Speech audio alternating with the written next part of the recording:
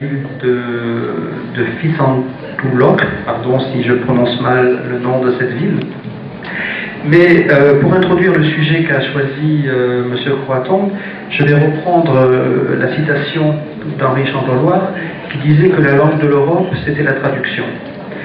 Et là, rapporté à l'ASEAN, à l'Association des Nations de l'Asie du Sud-Est, on a un petit peu le même rapport. C'est-à-dire que le fait d'une politique linguistique commune entre plusieurs pays invite aussi au multilinguisme. Et parmi ces 10 pays, je crois, qui composent l'ASEAN, certains font partie justement de la francophonie. Donc, Monsieur Croaton, si vous voulez bien.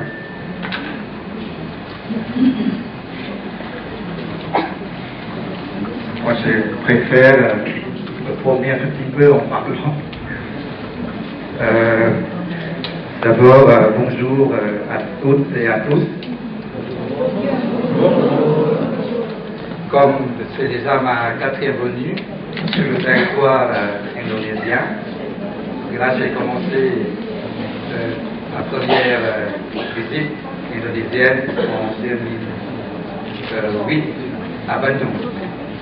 Et après, je me suis promis, et je vous ai promis aussi, chaque fois qu'il y a un séminaire comme ça, je reviendrai. Voilà, c'est ma 4e promesse.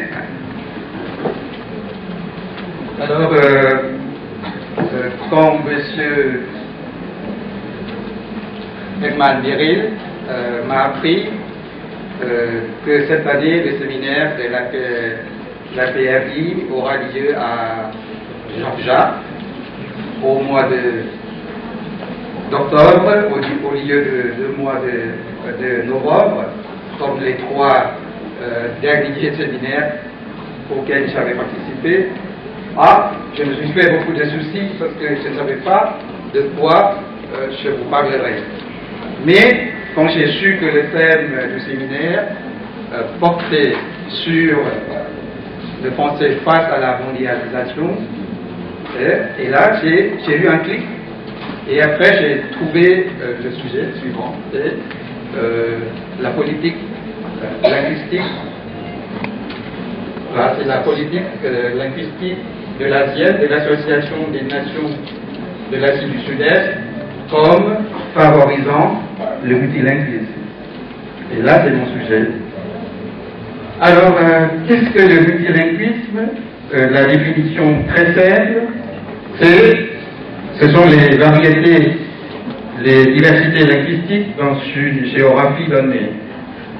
Et l'Association des Nations de l'Asie du Sud-Est, l'ASIEN, est effectivement une géographie multilingue parce qu'il y a beaucoup de langues comme l'indonésien, malais, qui sont semblables, le thaï et le lao qui sont semblables, et le khmer qui est différent, le vietnamien, le birman, le chinois, le tagalog, le tamoul et l'anglais. Donc là, l'anglais, le tamoul, c'est considéré comme aussi langue de l'Asie, parce qu'à Singapour, il y a 4 langues officielles. Et alors, qu'est-ce qui va se passer alors, ou qu'est-ce qui se passera en 2015? Parce qu'en 2015, l'ASIEN se met d'accord pour la mise en œuvre de la politique linguistique. Alors là, à partir de ce moment-là, il y aura des projets d'échange, de coopération linguistique et culturelle. Et quand il y a des échanges de coopération linguistique et culturelle, cela veut dire l'ASIEN va favoriser les déplacements, les mobilités, les migrations des habitants de l'ASIEN. Cela veut dire qu'à partir de cette année-là, peut-être il y aura beaucoup plus de Thaïlandais, des universitaires thaïlandais, des étudiants thaïlandais qui arriveront, qui viendront sur la terre indonésienne. Alors là, dans ce cas-là, il faut que les francophones de l'ASIEN agissent ou fassent quelque chose pour ne pas manquer ce train. Si on ne fait pas quelque chose, on va manquer le train. On a déjà raté le train. Quand l'ASIEN lance un appel, un projet, il faut écrire en anglais, tout ça, et après, les francophones, il faut écrire en français, en anglais, et je ne veux pas participer. Ce n'est pas ça du tout. Il faut que les francophones se mobilisent pour faire quelque chose. Alors, la politique linguistique de l'Asienne en Thaïlande, chez moi, actuellement, c'est tellement à la mode dans toutes les universités thaïlandaises, on en parle. Qu'est-ce qu'on va faire? Il faut faire quelque chose. Le conseil universitaire de toutes les universités se rassemble pour parler de ça. Alors, et dans la faculté même, nous commencerons notre programme indonésien le mois prochain. On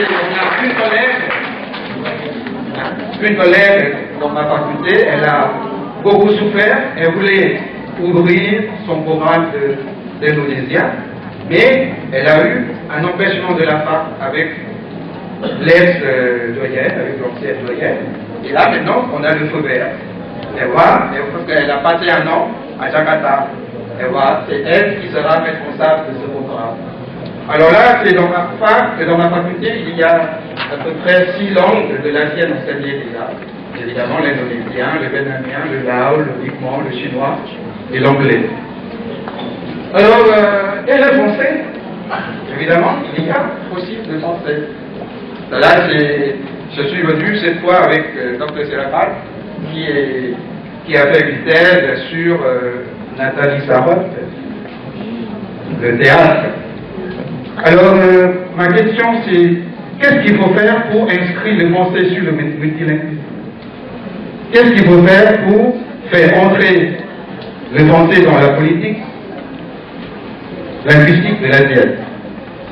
Alors, je crois que l'anglais ne sera plus la seule langue de communication entre les habitants des pays membres de l'Asienne si nous acceptons la notion. La diversité linguistique, c'est quoi exactement? Alors c'est au sens strict du terme, cela veut dire que l'Asienne est obligatoirement d'accepter les autres langues étrangères aussi. C'est pas seulement l'anglais qui va dominer. Donc, dans ce cas-là, c'est à nous de réagir pour, ça j'utilise une expression française, c'est avoir voix au chapitre de l'Asienne. Il faut que les francophones de l'Asienne fassent entendre notre voix. Et le français, là maintenant je fais un tout petit enchaînement avec les questions de tout à l'heure. Le français est là et alors. Alors, la francophonie de l'Asienne est trop silencieuse. Chez moi en Thaïlande, on n'entend rien de la francophonie. On n'entend rien de la France. Moins méchant, c'est on entend très peu de la France dans les médias thaïlandais. Alors, je pense que même dans cette salle, la plupart des enseignants ne savent même pas que la France dispose d'un attaché de coopération régionale. Donc, le bureau est situé à Bangkok. Qui le sait? Il y a un attaché de coopération régionale qui travaille à l'échelle régionale de l'Asienne. Mais qui le sait? Non, très peu. Alors, la question c'est un enchaînement aussi, c'est le problème de l'enseignement du français dans la région. Si vous dites que le français est en recul, pour vous, je pense, oui, mais pas pour moi. Pour moi, je pense que le français, si on dit que le français est en baisse et en chute, je pense que c'est un faux départ. Ce n'est pas ça du tout. Pourquoi? Parce que le nombre de francophones à l'échelle mondiale reste à peu près le même depuis des siècles déjà. Même maintenant, c'est en augmentation. Il y a de plus en plus de francophones. Justement, la semaine dernière, j'ai reçu un appel de bourses à candidature pour des bourses de doctorat et de post-doctorat lancées par le gouvernement roumain. Et j'ai trouvé, dans la liste, il y a 50 universités francophones. Et le gouvernement roumain donne maintenant des bourses uniquement aux chercheurs, enseignants francophones. Vous voyez? Alors, le problème, c'est que, je prends la citation de Claude Agel, lui dit, la vérité, c'est que ce n'est pas parce que le français est en recul, mais le problème, c'est plutôt l'anglais avance beaucoup plus vite que le français. Ça, c'est Claude Agel qui le dit, c'est pas moi. Alors, dans ce cas-là, la question, si nous faisions des efforts, est-ce qu'on pourrait rattraper l'anglais? Est-ce que vous pouvez répondre? Donc, je ne pense pas que nous puissions rattraper l'anglais. Et dans ce cas-là, la question importante, qu'est-ce qu'il faut faire pour ne pas être trop distancé? Qu'est-ce qu'il faut faire? Alors si on va juste ici, l'anglais est là, et après l'anglais est là déjà, on ne peut pas. Alors qu'est-ce qu'il faut faire pour garder la distance? Il ne faut pas que ce soit trop distancé. Alors, le problème de l'enseignement du français, à mon avis, ça c'est un avis très personnel, je pense que dans la plupart des pays de l'Asie, l'enseignement du français ne reflète pas un besoin réel des apprenants locaux. Alors si vous êtes indonésien, évidemment, vous êtes apprenant indonésien. Pourquoi? Parce que le contenu enseigné, c'est trop franco-centré. On commence toujours par, c'est la France, on apprend d'abord la France, sur la France. Et le contenu franco-centré, le problème c'est que ça tend à, ce que j'appelle, c'est endormir les obstacles pédagogiques.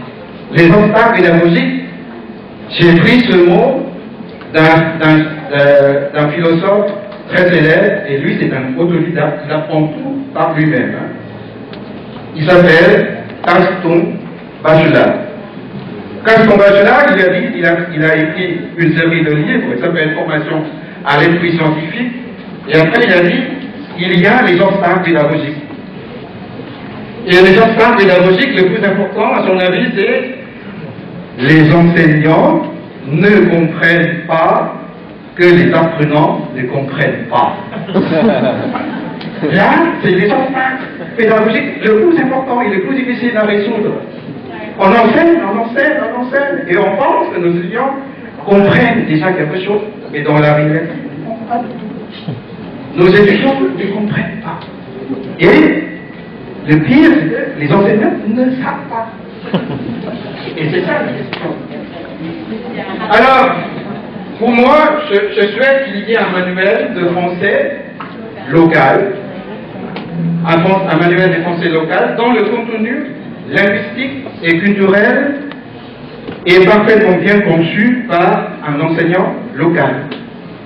Mais la qualité linguistique française, la partie de la qualité linguistique française, doit être aussi parfaitement bien contrôlée par un natif ou une équipe de natifs de France.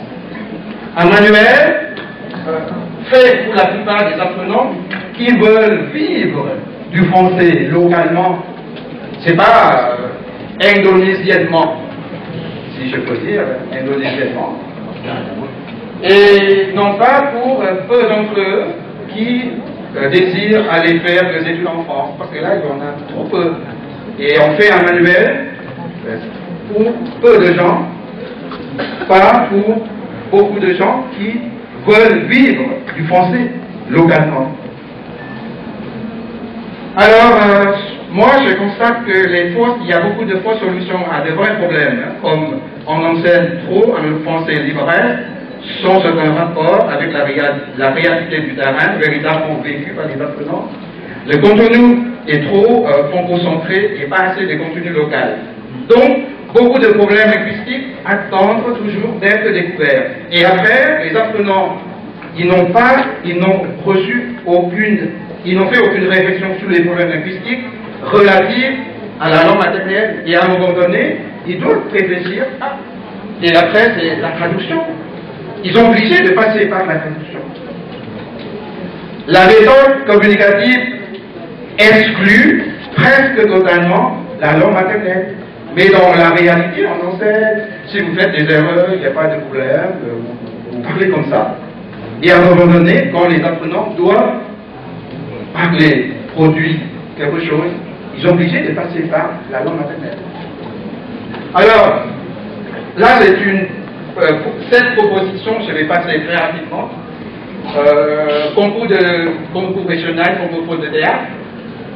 Ce qui m'intéresse dans le concours de théâtre, c'est une façon de créer un grand événement culturel et social. Parce que le problème, c'est que chez moi, on entend très peu de la France dans les médias. Alors là, si on arrive à organiser ça, ce sera génial. Alors, un concours régional francophone de discours. Là, il faut apprendre à nos jeunes étudiants à tenir un discours en français de façon convaincante. On aura, je ne sais pas, de jeunes orateurs francophones de qualité et qui sont sensibilisés à savoir argumenter.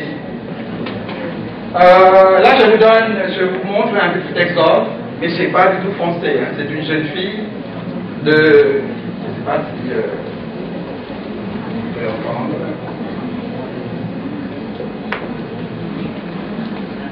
Ah, peut-être, il y a un problème technique. Est-ce que le son marche? Oui. Bon, c'est pas grave. Voilà. Et là, c'est une jeune fille de 13 ans, d'origine canadienne, de Vancouver. Elle a tenu un discours très remarquable sur le problème du réchauffement climatique à l'ONU. Tous les adultes l'écoutaient avec beaucoup d'attention. Malheureusement, on ne peut pas entendre ça.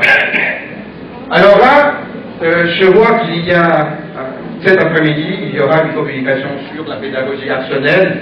Et là, vous pouvez organiser un concours de discours dans votre classe. Et là, le principe de la pédagogie actionnelle, il faut que nos étudiants, élèves, fassent toujours quelque chose en français.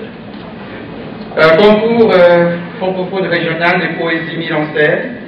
Ça, c'est la poésie mise en scène.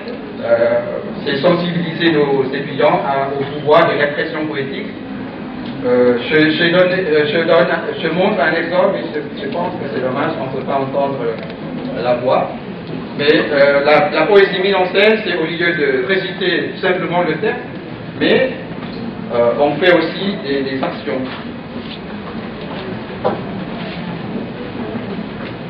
La même chose, c'est une façon de faire quelque chose à nos étudiants. Nous pouvons demander à nos étudiants de lire des poèmes indonésiens aussi. Parce que là, ce qui est important, c'est comprendre le pouvoir de l'expression poétique. Et on peut même passer par la langue maternelle, des poèmes écrits en langue maternelle. Voilà, j'ai le plaisir de vous lire un poème qui s'appelle « La complainte d'un francophile thaïlandais. Sois sage, ô ma douleur, et tiens-toi plus tranquille. Ne pleure plus, ne laisse plus tomber tes larmes, ne te laisse plus blesser par certains mots débiles. Le pensée que tu adores a toujours son charme. C'est lui qui te console et qui t'apprend à voir la beauté du ciel bas au l'heure de l'orage. C'est le but de la vie. C'est lui le seul espoir qui te dicte ces mots pour lui rendre hommage. À travers le regret, l'ennui et le malheur, tu as vécu seul, sans personne avec qui parler véritablement, jusqu'au moment où ton cœur ressent la joie de boire l'eau d'un puits caché qui dort bien longtemps dans le secret du désert. Maintenant, réveille-le ou qu'il chante doucement. La poulie et la corde qui composent son air font monter et descendre le petit seau d'enfant dont le fond est percé. Oh ma douleur aimée, sois sage et continue à semer sur le sable les bonnes graines de ta volonté que le vent emportera dans un pays multilingue.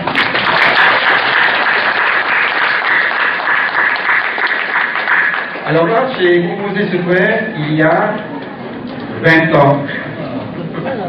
À l'époque, c'était pour m'apprendre à composer un poème français. C'est un sonnet de 12 pieds. Alors, le concours suivant, ce qui est très intéressant aussi, c'est d'organiser un concours francophone régional de court-métrage. Tourner un film forme un groupe hétérogène, il y a des metteurs en scène, producteurs, éditeurs, etc., etc. La même chose, c'est une façon aussi de sensibiliser nos étudiants à la créativité.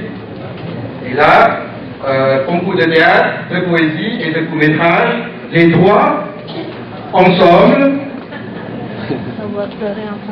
le théâtre, la poésie et le court-métrage permettront à nos étudiants de savoir pleurer, de savoir rire et de savoir se mettre en colère en français. Qui peut pleurer en français? Rire peut-être c'est plus facile, mais qui peut se mettre en colère en français? Moi, je suis incapable. Je suis incapable. Je suis incapable. Alors, une autre activité que j'aimerais bien proposer, c'est finalement de réaliser une revue FLE asienne. Parce que dans une revue scientifique, ça nous permet de faire la révision sur la théorie, les pratiques de l'enseignement. Dans une revue, il y a des échanges d'expériences de l'enseignement. Et ce qui est intéressant dans l'avenir, c'est les études francophones. Et là, à mon avis, ce sera une contribution concrète, c'est la production d'un contenu local. Projet de recherche à portée régionale, au pluriel, c'est une façon de favoriser un travail de recherche en équipe, c'est une synergie de ressources intellectuelles, et concrètement, c'est mettre en valeur des intelligences régionales, dont le français est la langue de communication. Alors, je vous donne un petit exemple. Ça c'est un projet, il y a quelque chose qui, parce que là c'est en rouge. Alors, c'est un projet que je suis en train d'élaborer. Hein. Le thème du projet c'est environnement informatique plurilingue pour l'apprentissage du français. Le succès de ce projet s'assure des 7 principes suivants. Le premier principe, le principe d'apprenabilité. Apprenabilité, c'est quoi? C'est il faut que tous les éléments affichés sur l'écran soient apprenables. Ça, c'est pour répondre à ce que Gaston Bachelard a dit, c'est pour détruire les obstacles pédagogiques. Il faut qu'on travaille sur cet aspect-là. Le principe de la traductibilité, il faut qu'il y ait un traducteur automatique, mais conçu spécialement pour l'apprentissage du français. Hein. Ce n'est pas le traducteur de Foucault qui donne un résultat, n'importe quel résultat. Et là, il faut un contrôle. Il faut que tous les éléments soient explicables. Là, si je suis débutant, je ne connais pas un mot français, je commence par ma langue maternelle, je tape je t'aime en indonésien, et il y a un résultat en français. Je clique sur un mot français, il y a une explication. Et après, je peux choisir expliquer soit en indonésien ou en français, au choix. Et le principe de traçabilité, c'est qu'il faut que l'apprentissage de tous les apprenants soit traçable en ligne. Et le 5e, c'est le principe du meilleur effort. Ça, c'est moi, je m'abuse beaucoup avec ce principe-là actuellement. Sur mon Facebook, comme je suis chargé d'un cours de politique, alors j'ai demandé à mes étudiants de m'envoyer le meilleur effort. Le meilleur effort. Alors là, cela veut dire qu'ils peuvent m'envoyer une centaine de clics vidéo enregistrée par un webcam, et après je vais évaluer et je vais prendre le meilleur effort. Ça c'est, on peut appliquer ça, le principe de praticabilité 24 heures sur 24. Si un étudiant est tellement passionné par la langue française, il faut qu'il y ait quelque chose qui lui répond, qui répond à son besoin. Et après, le principe de l'association. Le principe de l'association, c'est automatiquement ou informatiquement, c'est si un étudiant tape un mot en français, je, vous, et automatiquement, il doit y avoir un conseil, une association. Vous, après vous, c'est quoi? Quel est le mot grammatical qui peut être utilisé dans ce sens-là? Alors, tourisme santé, là, je vais passer très rapidement, c'est parce qu'on n'a pas beaucoup de temps, mais là, tourisme santé, c'est français professionnalisant, français sur objectif spécifique et français sur objectif universitaire dans l'avenir. Comme discussion, parce que là, j'ai essayé de respecter le plan que M. Edmanderi m'a envoyé, alors ça, il faut voilà, la présentation générale et après la discussion. Moi, je trouve qu'il y a peu de présence événements culturels de France pour un public national et, évidemment, c'est régional. On n'a pas beaucoup favorisé la production locale des événements culturels qui impliquent des acteurs locaux. Il n'y a pas beaucoup d'échanges à l'échelle régionale, donc le français est la langue mobilisante. Et là, il faut se préparer à ça. Tout cela, et maintenant, c'est possible. Pourquoi? Parce qu'il y a des voies de la patrie qui favorisent les déplacements des enseignants, des étudiants, même des parents qui veulent accompagner les enfants dans un pays voisin pour, par exemple, à l'occasion d'un concours régional francophone. Et là, ça, c'est déjà possible. Alors, en conclusion, c'est si organiser séparément 3 ou 4 concours, ça prend trop d'argent, trop d'énergie. On peut concevoir un concours olympique de français de l'Asie. J'ai déjà parlé de ça. Alors, il y a, je sais pas, 2 ans, je pense, mais on n'a pas encore bougé. Alors là, la participation au projet de mobilité de l'Asienne, il faut encourager les francophones de l'Asienne à produire un contenu local en français. Et là, dans mon université, on envisage d'ouvrir un centre d'études francophones à l'université narétoise. Alors, vous avez en main peut-être un exemplaire du français à l'université narétoise. C'est une très modeste contribution. On ne dépense pas beaucoup d'argent. Alors, c'est 1000 exemplaires, ça nous a coûté seulement à peu près 120 €. 1000 exemplaires. Et là, pour moi, le manque d'argent ne poserait pas de problème pour faire ce que vous aimez. Alors, si vous aimez le français, vous devez chercher à contribuer au bon développement du français dans la région par vos écrits, par vos pensées, par vos productions concrètes. Alors, ça, j'ai pris, nous avons tout ce qu'il nous faut pour nous dépasser, pour nous émanciper. Parce que, avec les réseaux sociaux, vous pouvez même tenir une conversation avec un francophone de France, du Québec, de n'importe où dans le monde entier, en français. Alors, si vous apprenez à faire corps et âme avec les Français, vous apprenez, si vous êtes apprenant, et si nous apprenons à faire corps et âme avec les Français que nous enseignons, je pense que dont nous vivons aussi pour nous enseignants. C'est là, je pense, l'avenir de la langue française face à la régionalisation, face à la naissance de l'Asie.